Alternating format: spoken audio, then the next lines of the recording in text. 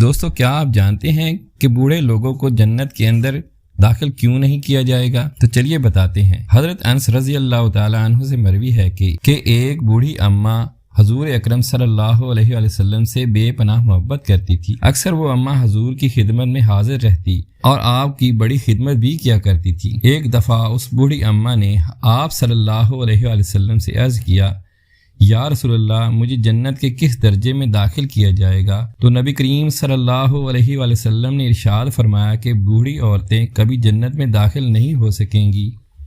یہ بات سن کر وہ بوڑھی اماں رونے لگ گئی۔ پھر آپ صلی اللہ علیہ وسلم نے مسکراتے ہوئے اس بوڑھی اماں کو دلاسا دیا اور ارشاد فرمایا، اماں جان غم نہ کریں، آپ کو جنت کے اندر ضرور داخل کیا جائے گا، لیکن جب آپ جنت کے اندر داخل ہوں گی تو آپ کی عمر 33 سال کی ہوگی۔